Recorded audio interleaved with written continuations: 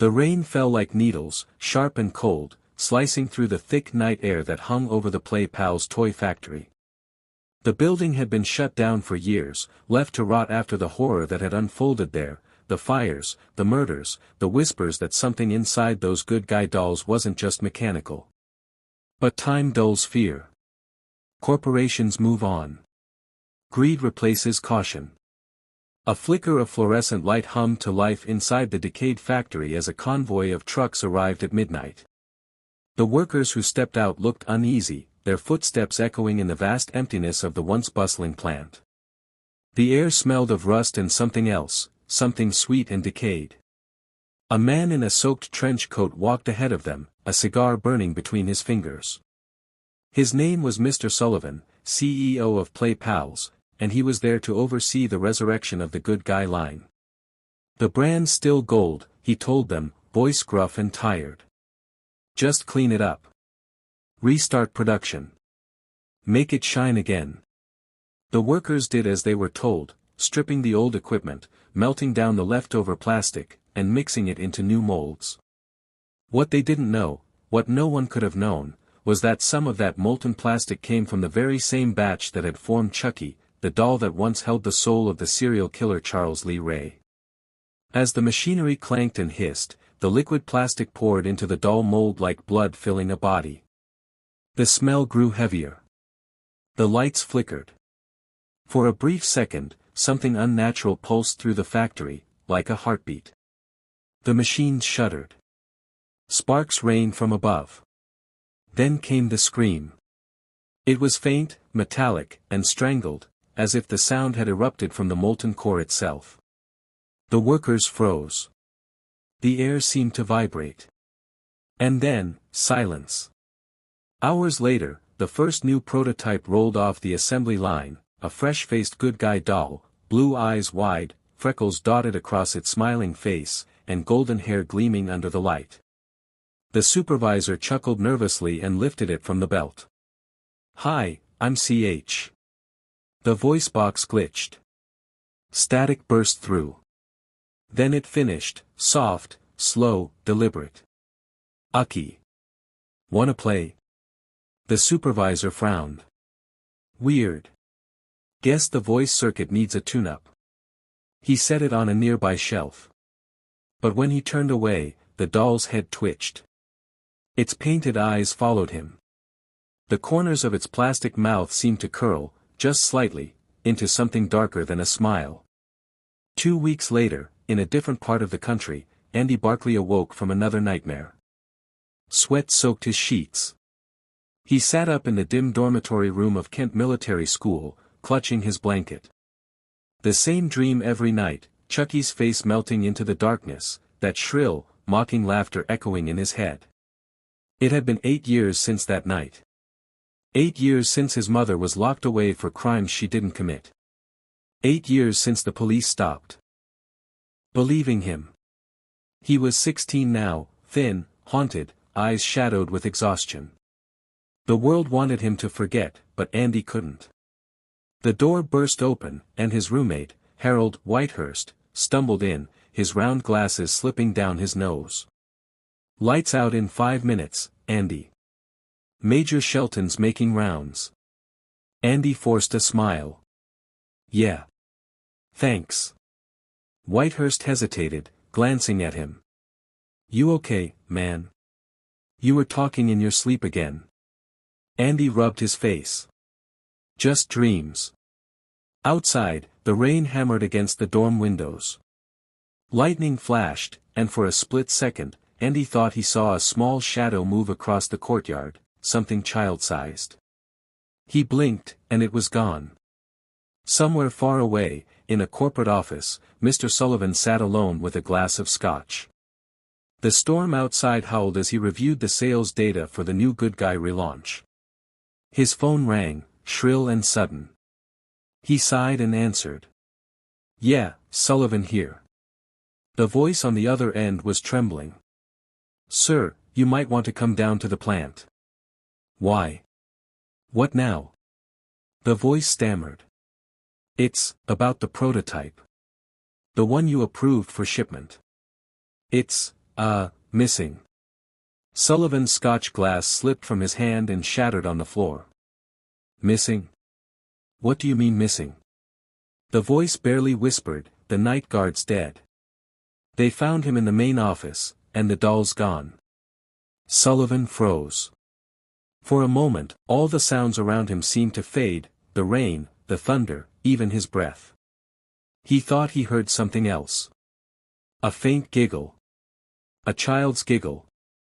Then, through the phone's receiver, came a voice he hadn't heard in years, raspy, playful, and full of hate.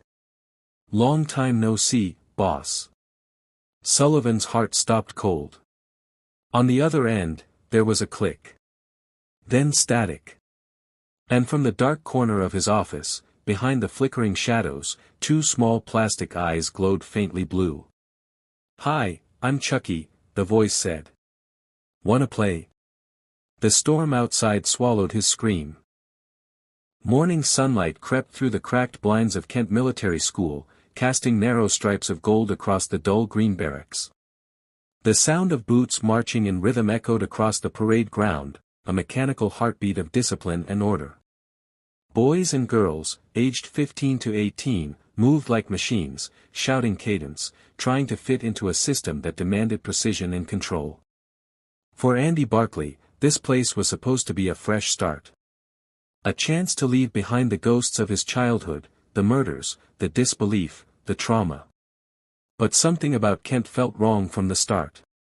The hallways were too cold. The walls too bare.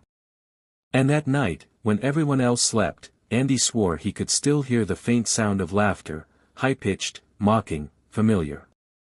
He tried to shake it off, pulling on his uniform and buttoning the brass fasteners that never seemed to stop shining no matter how often he dulled them. His reflection in the cracked mirror showed someone older than his 16 years, eyes sunken, hair uneven, face hardened by too many memories for someone his age. "Hey Barkley, you daydreaming again?" a voice barked. Andy turned to see Major Shelton, the senior cadet, standing at the door with his usual sneer. He was tall, rigid, and cruel, the kind of guy who took pleasure in reminding others that power was something you could wield like a weapon. "Not at all, sir," Andy muttered. "Good. Because we've got inspection in 5, and if I find one speck of dust, you'll be scrubbing toilets till next week. Got it?" Shelton smirked, then turned on his heel and walked off. Andy sighed and straightened his bunk. He thought about his mother, locked away, forgotten by everyone but him. He thought about Chucky, the doll that ruined everything. He's gone, he told himself. He's gone forever. But somewhere in the city, inside a plain brown shipping crate, Chucky was on the move again. The delivery truck rumbled up the dirt road leading to Kent Military School that afternoon. Rain clouds rolled in, painting the sky a heavy gray. The driver, an older man named Frank, was chewing gum and humming along to the radio, unaware that the box sitting behind him was far more than a shipment, it was a curse. "Package for Kent Military School," Frank said as he handed the clipboard to the quartermaster at the gate. "Who's it from?" "Some toy company, Play Pals. Guess they're donating a doll for the kids' recreation area or something." The quartermaster raised an eyebrow. "A doll? In a military school?" Frank shrugged. "Beats me, pal. I just deliver the stuff." He didn't see the box move. He didn't hear the faint whisper from inside. "Almost there, Andy. Almost there." That evening, while the cadets were cleaning rifles, the box was carried into the main office. The secretary slit the tape with a letter opener and pulled back the flaps. Inside was a brand new good guy doll, bright, clean, smiling. "Well, aren't you adorable?" she said, pulling it out. "Some company sent you for the rec room, huh?" The doll's head rolled to the side slightly as she lifted it.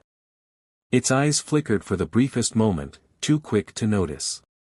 She set it down on the desk beside the phone. "You'll fit right in around here, sweetheart."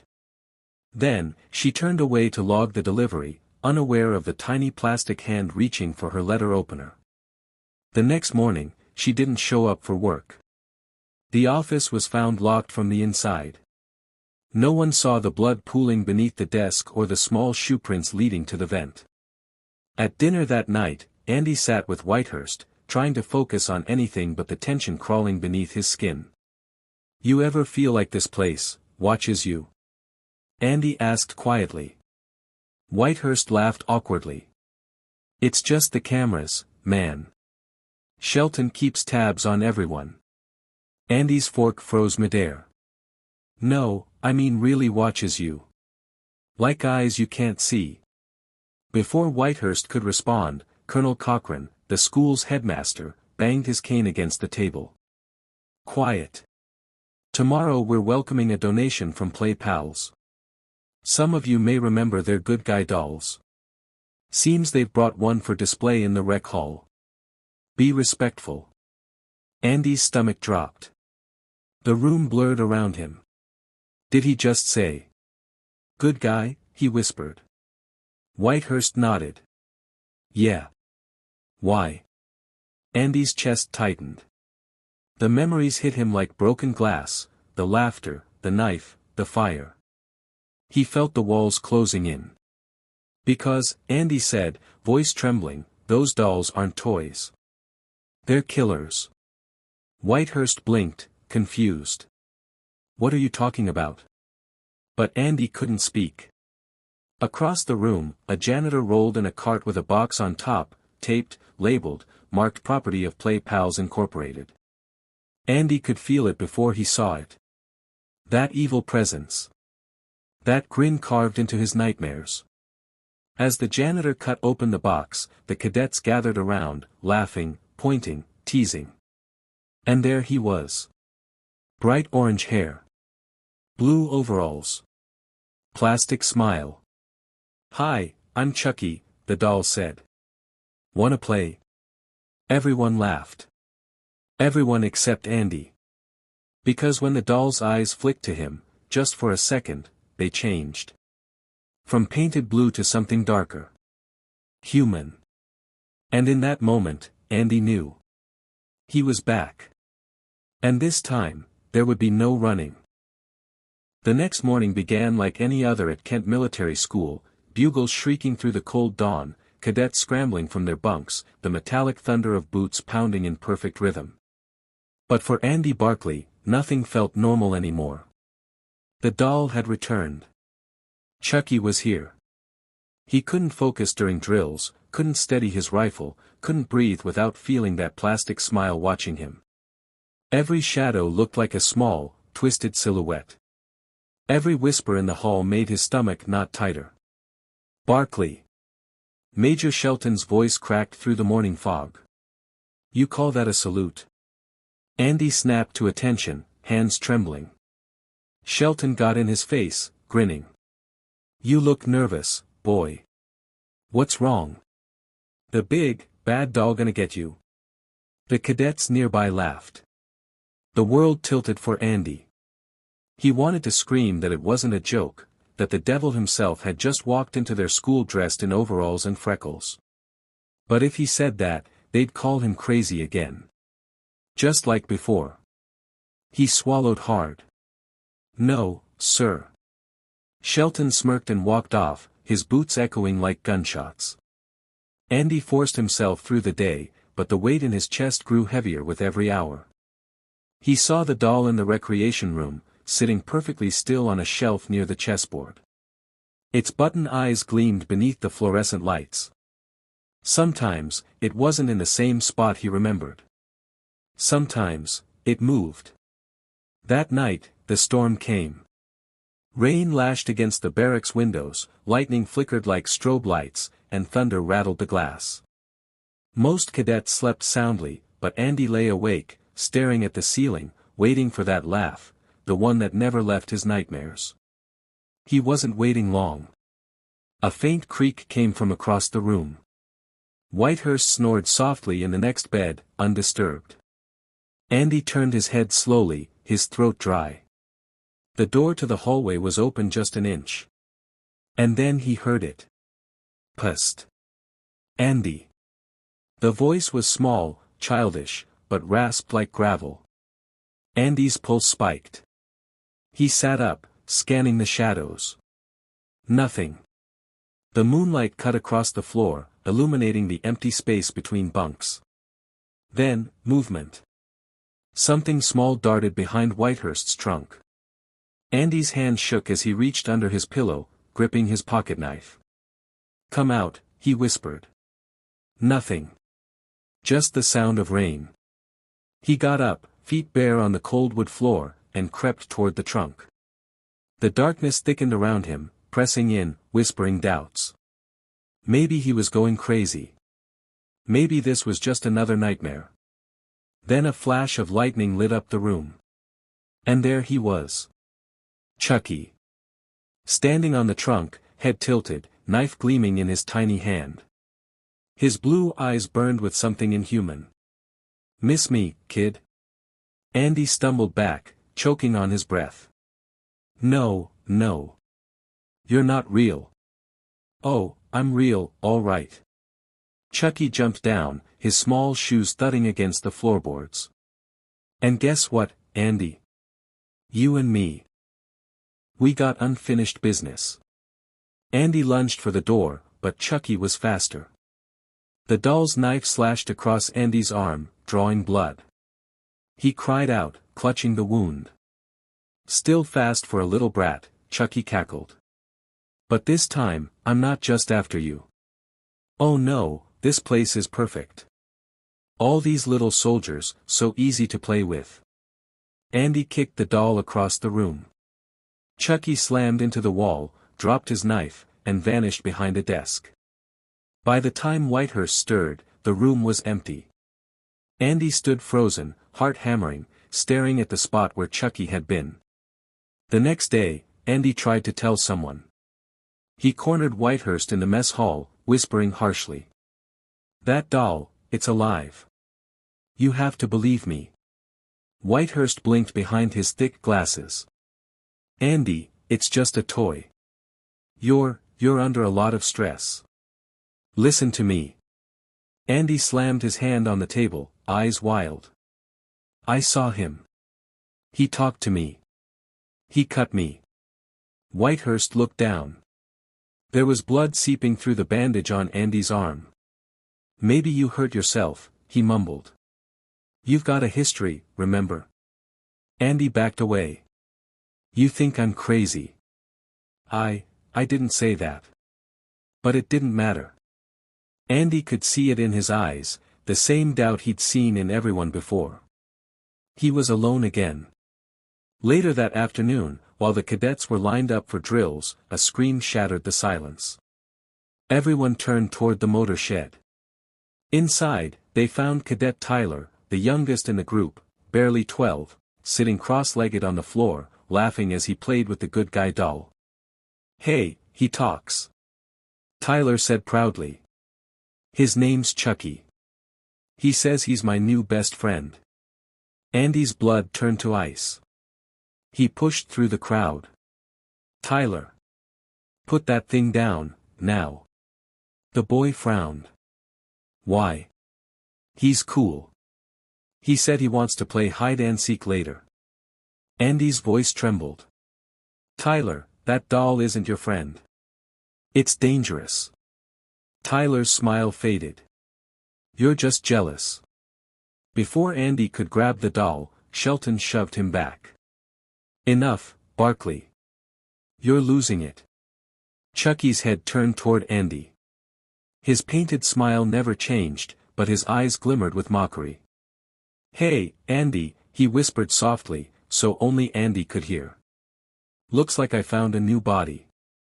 Andy's heart stopped. Because in that moment, he realized Chucky's plan had changed. He wasn't after Andy anymore. He wanted Tyler. And Andy knew he would kill anyone who got in his way. Night fell heavy over Kent Military School. The storm had passed, leaving behind puddles that reflected the moonlight like glassy eyes scattered across the courtyard. Most cadets were asleep, but deep in the lower barracks, a small voice whispered through the dark. "Hey, Tyler, wake up, kid." The boy stirred, rubbing his eyes. His new friend, his best friend, was sitting on the edge of his bunk, smiling in the shadows. "Chucky?" Tyler mumbled. "Yeah, it's me, champ," the doll rasped, his voice cheerful but edged with something low and sinister. "How'd you like to play a special game?" Tyler grinned, still half dreaming. "Sure. What kinda game?" Chucky's smile widened. "A game of hide-and-seek. But not the kind you're used to. This one's magic." Tyler's eyes lit up. "Magic? For real?" "Real as it gets, kid. But it's a secret game, okay? Can't tell anyone. Especially not Andy." "Why not Andy?" Chucky's plastic head tilted, the faintest twitch in his smile. "Because Andy doesn't like me. He doesn't understand how special we are." Tyler looked down, conflicted. "Andy's nice. He just seems scared of you."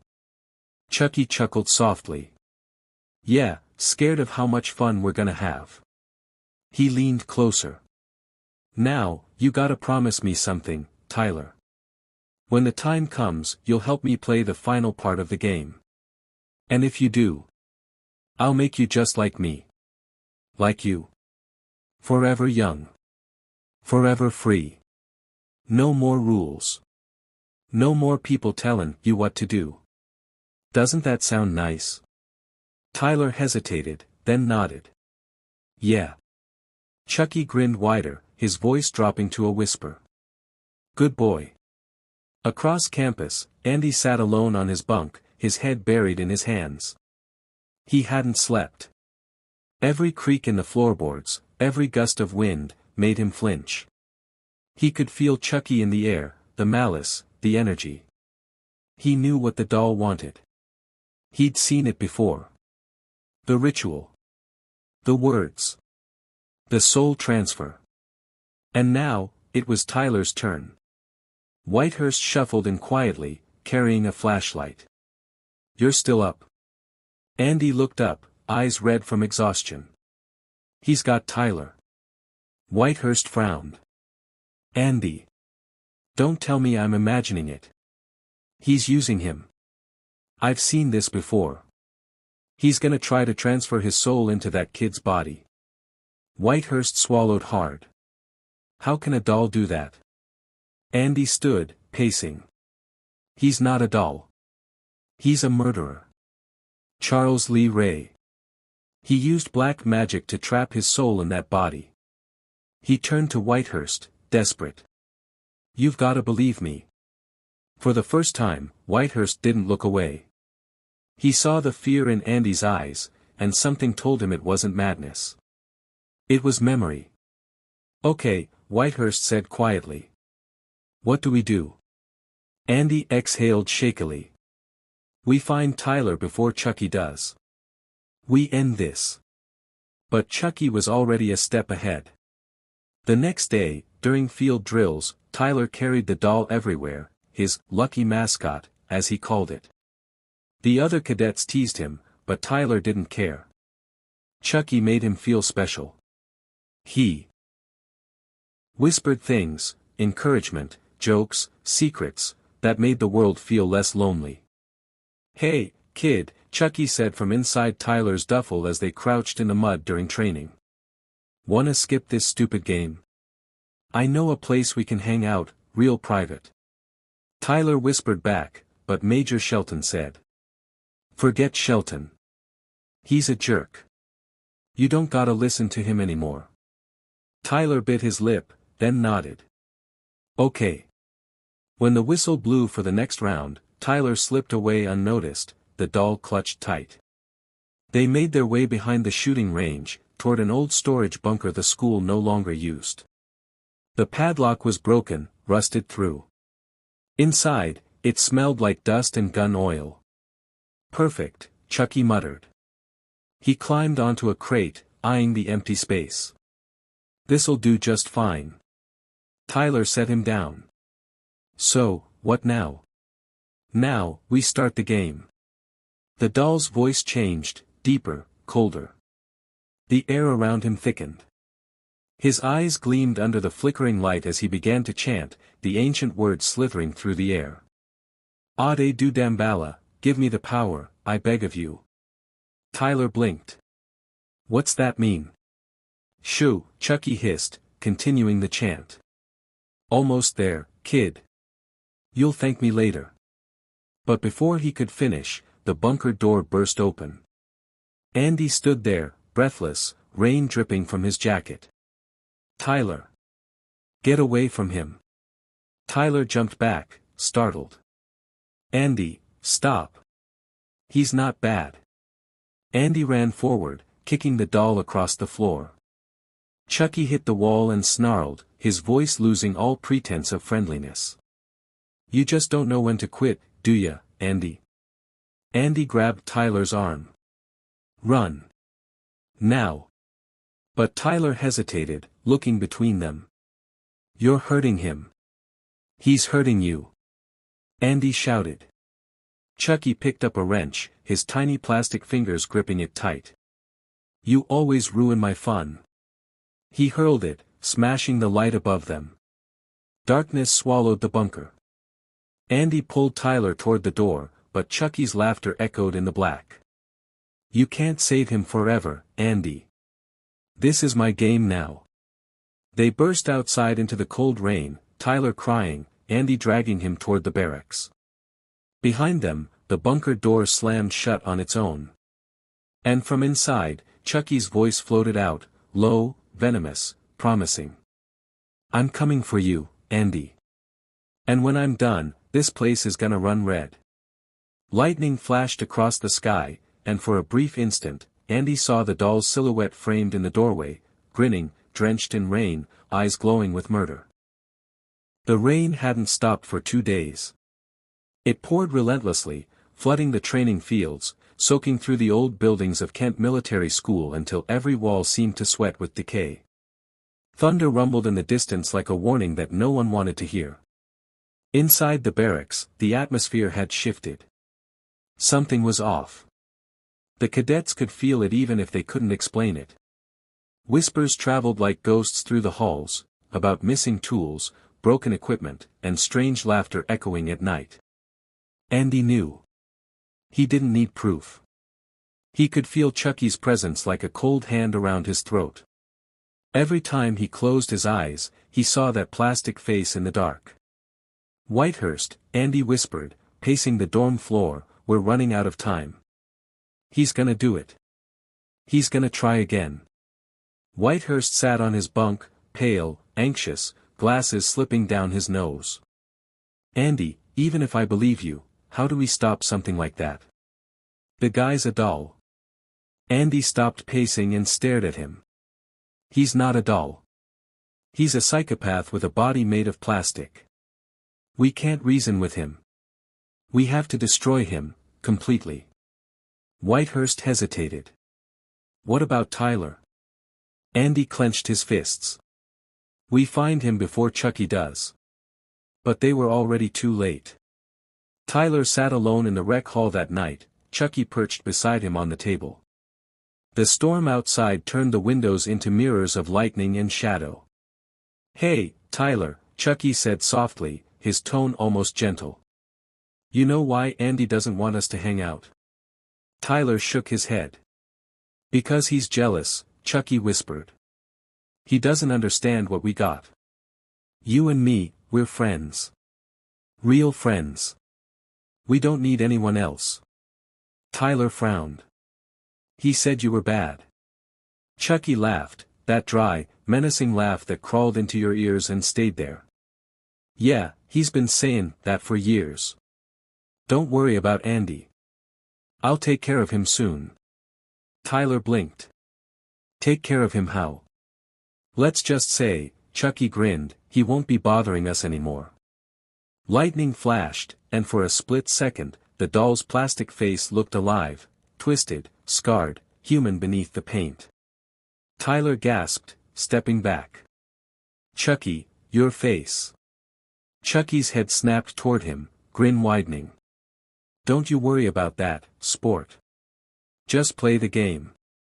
Meanwhile, across campus, Major Shelton was making his rounds. His flashlight beam sliced through the rain, illuminating puddles and mud-caked footprints near the armory. He frowned. Who the hell's out here after curfew? He followed the tracks, small, almost like a child's, straight to the open door of the tool shed. He stepped inside, the smell of oil and rust thick in the air. "All right, whoever's in here, come out now," he barked. "This isn't funny." The light flickered.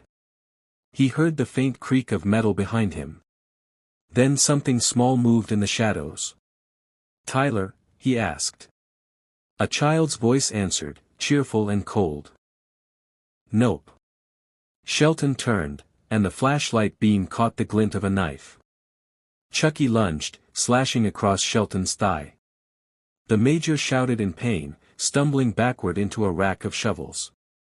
"You gotta be kiddin' me," Chucky growled, climbing onto the bench, knife dripping. "A tough guy like you?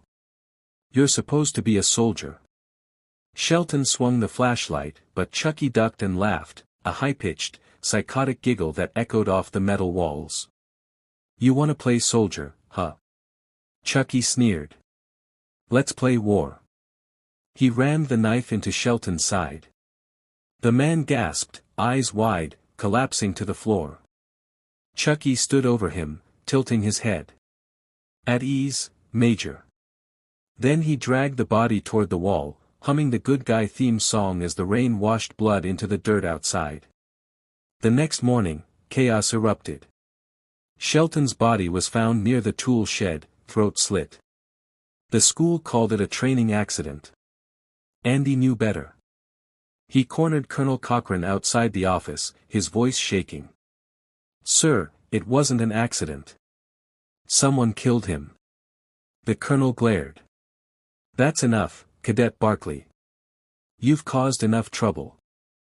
I won't tolerate your paranoia in my school." "But..." "Dismissed." Andy stormed out, fury boiling inside him.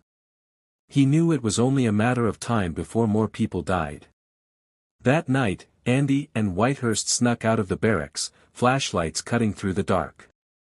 They needed proof, something to show everyone what they were really dealing with. They followed muddy tracks leading toward the old storage bunker again. The air was thick with the smell of rot and burned oil. "Andy," Whitehurst whispered, "you sure about this?" Andy nodded. "He's here." As they stepped inside, their lights landed on something that made Whitehurst gag, a small pile of bloody uniforms, a boot, and beside it, the broken tag from Shelton's jacket. Before they could react, a voice echoed from behind them. "Peekaboo." Andy spun around, but the flashlight flickered out. Something small ran between them. Then came a scream, sharp, guttural, human. Whitehurst dropped his light, trembling. "Oh God, he's here." The beam rolled across the floor, catching a glimpse of Chucky's tiny hand gripping a bayonet. Andy backed against the wall, breathing hard. "Come on, Chucky. You want me? Come get me." The doll stepped into the light, grinning from ear to ear. His face was smeared with blood, his plastic cracked along one cheek. "Don't worry, Andy," he said softly. "You're next on parade." Lightning flashed through the doorway, and for one horrifying second, Andy could see his reflection in Chucky's knife, terrified, cornered, and utterly alone. Then the lights went out. And the barracks erupted with screams. The dawn came gray and trembling, crawling across the blood-stained fields of Kent Military School like a dying light. No one spoke about what had happened the night before, but fear clung to the air thicker than the morning fog. Major Shelton's death had been ruled an accident, yet every cadet knew something wasn't right. The instructors looked pale. The cadets whispered in corners. And Andy Barkley, he looked like a ghost. He sat at the edge of his bunk, head bowed, fingers still shaking from the night before. He'd seen the blood, the cracked plastic smile. Chucky wasn't hiding anymore. Whitehurst sat across from him, eyes darting toward the door every few seconds. Andy, he said softly, we can't stay here. He's killing them one by one. I know, Andy whispered. But we can't just run. If we leave, he'll follow. He always does. Whitehurst's voice trembled. Then what do we do? Andy looked up slowly, and in his tired eyes burned something fierce, something between rage and fear. We finish it. That afternoon, Kent Military School prepared for its annual war games, a weekend exercise in the woods involving simulated combat with paintball guns and tactical maneuvers. Every year it was supposed to teach teamwork, leadership, and discipline. But this year, it would become something else. Something deadly. Chucky had already made his move. He'd slipped into the storage shed where the weapons were kept, his tiny hand surprisingly efficient as he swapped paint rounds for live ammunition. He giggled to himself while loading the clips, singing under his breath. Good guys, always play fair, but I like a little blood in my warfare. He snapped the last clip into place, then paused to admire his reflection in a steel panel. Half of his plastic face was now cracked, revealing a glimpse of something rotting beneath. He grinned, running a small hand across his scarred cheek. Guess I'm finally looking my age. By evening, the cadets assembled on the parade ground. The rain had stopped, leaving the air heavy and damp. Colonel Cochrane stood before them, cane in hand, shouting over the whistle of the wind. Today, Alpha Company faces off against Bravo Company in full tactical engagement. You know the rules, paintball only, full gear, and above all, discipline. Andy stood in the Alpha lineup, his rifle hanging limp. He wasn't thinking about the exercise. He was thinking about Tyler, who was nowhere in sight. Whitehurst leaned close. Andy, he's not here. Andy's stomach dropped. Then he's with him. Cochrane blew his whistle, and the squads dispersed into the forest. The hunt began. The woods swallowed them whole, rows of cadets in camouflage weaving between trees, their boots sinking into wet leaves. Thunder rolled far away, though no rain followed. Andy and Whitehurst moved silently, scanning the shadows. Every twig snap made Andy's heart jump. Andy, Whitehurst whispered, if we see him, what then? We end it, Andy said grimly. Somewhere deeper in the forest, another group of cadets marched. Among them was Tyler, clutching his pack tightly. Inside it, hidden under a blanket, Chucky smiled in the darkness. Okay, kid, he whispered. This is where the real fun starts. Tyler frowned. You said we were just playing. Oh, we are, Chucky chuckled. But not the kind of game they teach here. He unzipped the bag and crawled out, knife gleaming in the dim light. Tyler froze, his breath catching. Chucky, what are you doing? Finishing what I started. Chucky turned and darted into the trees, his laughter echoing through the woods like something inhuman. Moments later, a single shot cracked through the air. Then another. The cadets screamed. Chaos erupted. Paintball rifles fired wildly, but the pops were drowned by the sharper, deadlier sounds of real gunfire. Cadets fell screaming, clutching wounds they didn't understand. Blood splattered across the wet leaves. Cease fire. Cease fire, someone shouted, but no one could hear through the panic. Andy ducked behind a tree as a bullet tore through the bark beside him. His ears rang, his breath ragged. Whitehurst, he yelled. They're using live rounds. Whitehurst stared in horror. How? Andy didn't need to answer. He knew. From across the field, Chucky appeared, standing on a rock, rifle in hand, giggling as he fired into the confusion. His tiny hands worked with sickening precision. Bang! You're it, he shrieked, his laughter carrying through the screams. Andy grabbed Whitehurst's arm. We've got to get Tyler. Now. They sprinted through the chaos, dodging bullets and bodies. Andy's boots slipped in the mud as he followed the sound of Chucky's laughter deeper into the forest. They found Tyler kneeling by a fallen cadet, trembling. He shot him, the boy sobbed. Chucky shot him. Andy knelt, gripping his shoulders. It's okay, Tyler. Listen to me, you have to get away from him. He's not your friend. Tyler shook his head, tears streaming down his face. He said he could make me special. Andy's heart twisted. He's lying. He wants your body, Tyler. He's going to take you. Before Tyler could respond, a voice drifted through the trees, mocking, sing-song, closer than before. Ready or not, here I come. Andy turned, lifting his rifle. Stay behind me. The woods went still. Then, from the fog, Chucky leapt, knife flashing, eyes wild, shrieking in rage. He landed on Andy's back, stabbing wildly. Andy fell, rolling, grappling with the doll as lightning flashed overhead. You should have stayed dead.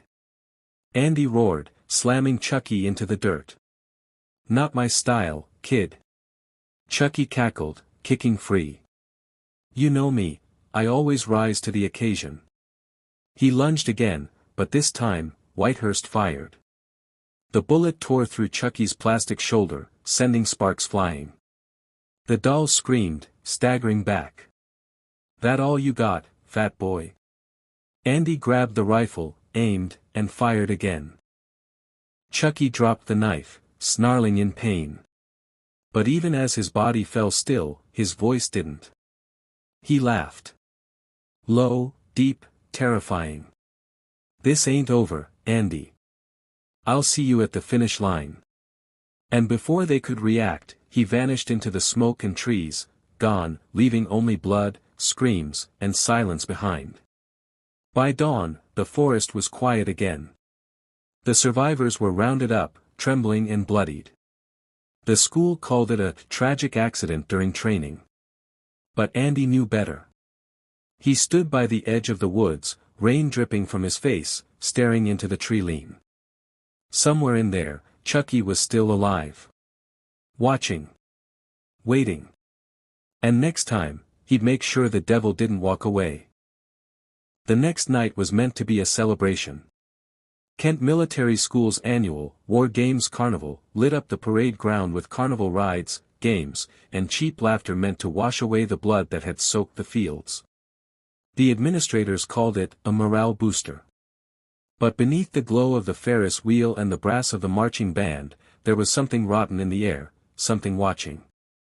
Andy Barkley stood on the outskirts of the fairgrounds, eyes scanning every shadow, every glint of movement. His uniform was still torn and stained from the forest. His hands trembled, not from fear, but from knowing that it wasn't over. Chucky was still out there. And tonight, he'd come to finish it. Inside the storage hangar, beneath the buzzing fluorescent lights, Tyler hid behind a stack of crates. His small hands clutched a good guy doll, the same doll that had once smiled and called him friend. Now its plastic grin looked wrong. Too wide. Too human. Come on, Tyler, came the voice from the shadows, dripping with mock affection. You're not mad at OL, Chuck, are ya? We're pals, remember? The doll turned its head with a sickening creak. One eye flickered, the blue replaced by something wet and red beneath the glass. I just need a little favor, Chucky whispered, stepping into the light. His skin was a patchwork of cracked plastic and oozing flesh, his hair burned and matted. You're a good kid, Tyler. I mean, Andy had his chance. Now it's your turn to be, me. Tyler whimpered. No. You're not my friend. Chucky's smile widened, splitting his cheek like paper. You sure about that, sport? The lights outside flickered as thunder rolled in the distance. Andy felt it, a pulse of dread deep in his gut. He grabbed Whitehurst's arm. He's here, Andy said. I can feel it. Whitehurst nodded shakily. Where? Andy's eyes turned toward the hangar. That's where I'd go. That's where Tyler is. They ran across the lot, boots pounding the pavement, the laughter of the carnival fading behind them. The moment they burst through the hangar doors, the air went cold. "Tyler!" Andy shouted. His voice echoed through the steel chamber. From the far side came a sound, a child's sob, followed by a laugh that wasn't human. Chucky stepped out from behind the crates, dragging his knife along the floor with a metallic screech. "Hey, Andy. Long time, no slice." Andy raised his rifle. "It's over, Chucky." The doll chuckled. "You've been saying that for 10 years, pal. How's that working out for you?" The next few moments were chaos. Chucky leapt onto a crate, launching himself at Andy. The knife slashed through the air, slicing the brim off Andy's cap. Andy tackled him, knocking them both into a pile of boxes. Whitehurst tried to help, but Chucky's blade flashed, catching him across the arm. He screamed, stumbling back, blood soaking his sleeve. "You really should have stayed in bed, soldier boy." Chucky jeered.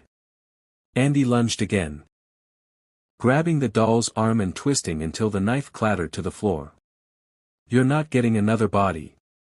"Oh, I don't need another one," Chucky hissed, writhing free. "I've been working on upgrades." His small body convulsed. The seams of his plastic skin split wider, revealing something pulsing beneath, a grotesque blend of plastic and rotted tissue. His voice deepened, distorted. "You think you can kill me? I'm part of every toy, every nightmare." Tyler screamed as Chucky's face tore open, revealing something human underneath. His eyes were bloodshot, veins bulging beneath the cracked vinyl. Andy aimed his rifle and fired. The bullet struck Chucky's chest, tearing through him, but he only laughed harder, black fluid spilling across the floor. "Hurts, don't it?" Chucky rasped. "Imagine feeling that, forever." Andy grabbed a loose fuel hose from the wall and swung it toward him. "Let's end it, you plastic freak." The gasoline sprayed across Chucky's body. He staggered back, laughing even as his melted flesh began to steam. "Do it, Andy!" Whitehurst shouted. Andy's hand shook as he struck a match. For a heartbeat, everything was still, the thunder outside, the hum of lights, the smell of gasoline. Then the match hit the floor. The hangar exploded in a wall of fire. The force threw Andy and Whitehurst to the ground. The flames roared, swallowing the crates, the fuel drums, everything. Through the blaze, Chucky screamed, his tiny body twisting, melting, his voice splitting into 1,000 echoes. "Andy!" His plastic bones cracked, his face warped into a molten grin before collapsing into the Inferno. Then, silence. Only the fire's hiss, and the storm outside. When the firefighters arrived, they found nothing left but ash and twisted metal. The remains of the good guy doll were fused into a blackened heap of melted limbs. Tyler was taken to the infirmary, muttering that the doll was alive. The officers didn't believe him. They didn't believe Andy, either. But Andy didn't care. He sat outside the burning hangar, rain soaking his uniform, watching as the last of the smoke faded into the night. Whitehurst put a hand on his shoulder. "Is it finally over?" Andy didn't answer. His eyes were locked on the charred remains being loaded onto a truck. And in that pile of melted plastic, just for a moment, he thought he saw it. A flicker. A single, glinting eye, still open. Watching him. Smiling. As the truck drove away into the darkness, Andy whispered to himself. "You'll never die, will you?" And far away, buried beneath the wreckage of Kent Military School, something laughed softly, muffled, but unmistakably alive. "Hi, I'm Chucky. Wanna play?" The storm that had swallowed Kent Military School finally broke by morning. Rainwater streaked down the soot-stained walls, hissing as it met the still smoldering wreckage of the hangar. The fire crews were gone. The ambulances too. All that remained was silence, a heavy, uneasy quiet that felt less like peace and more like a warning. In the charred remains of the hangar, smoke curled around melted metal, twisted beams, and the blackened fragments of something that had once smiled. Among the ashes, a single plastic hand twitched. Barely. But no one saw it. The cleanup crew arrived before dawn. Men in gray coveralls moved with tired precision, gathering debris into labeled crates. None of them wanted to be there, not after the rumors that spread through the barracks the night before. One man stopped when he found a small, half-melted doll face staring up at him from the soot. The grin was warped, the eye sockets burned black, yet one tiny blue eye remained intact, glinting faintly through the ash. "Creepy little thing," he muttered, tossing it into a crate with a metallic clatter. He didn't notice that when the box closed, the faintest giggle came from inside. 3 weeks later, the crate arrived at the Play Pals Toy Company warehouse in Chicago. The employees there had no idea where it came from, only that it was marked, "Recovered Property, Kent Military School." Inside the massive storage room, the smell of melted plastic and machine oil lingered. Crates lined the aisles like coffins, each one stamped with the Good Guy logo, the same cheery, round-faced mascot that had haunted Andy Barkley's life since childhood. A maintenance worker named Carl wheeled the new shipment inside. He stopped, noticing the old Play Pals logo scorched into the side. "Huh," he muttered. "Didn't think they made these anymore." Curiosity got the better of him. He pried open the crate. Inside were the remains of a Good Guy doll, melted, blackened, barely recognizable. But something about it drew him in. Its single blue eye still shimmered faintly in the dim warehouse light. He reached out, touching its face. The plastic felt warm. He flinched and dropped it. "What the hell?" He laughed nervously, shaking his head. "Must be the heat lamps." But as he turned to leave, a faint whisper followed him through the dark. "Hi, I'm Chucky, wanna play?" Carl froze. The sound was faint, like static from an old speaker. He looked back, but the crate was still. "Okay," he said uneasily, locking up and heading toward the elevator. Behind him, in the shadow of the storage room, something moved. The melted doll's fingers twitched again. Then, from deep within its cracked chest, a red light blinked once, faint, but alive. Later that night, the security guard made his usual rounds. The factory floor was a maze of half-assembled dolls, their painted smiles staring blankly in every direction. The conveyor belts were still, the silence almost holy. But something felt off. He stopped near the maintenance area, shining his flashlight across the tables. One of the dolls lay face down on the floor. He frowned, walking over. When he turned it over, its face was burned, melted into a grotesque mask of grinning plastic. And written across the wall, in what looked like red paint, were 3 words. "Playtime's over." The guard stumbled back, dropping his flashlight.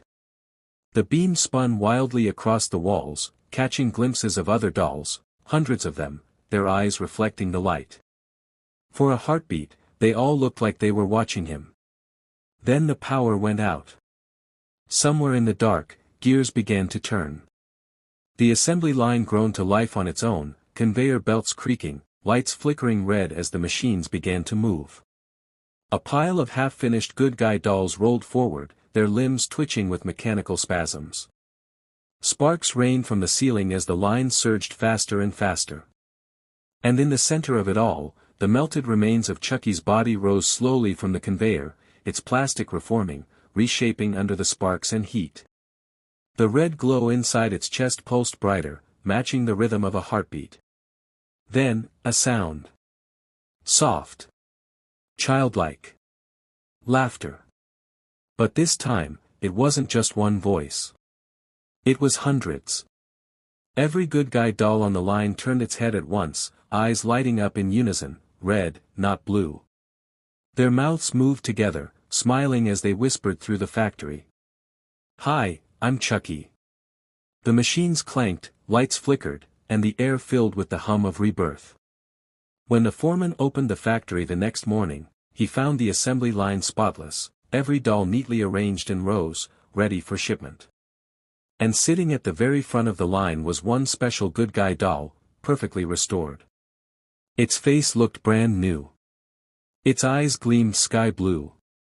And stitched into its cheek, just beneath the smile, was a faint scar, shaped like lightning.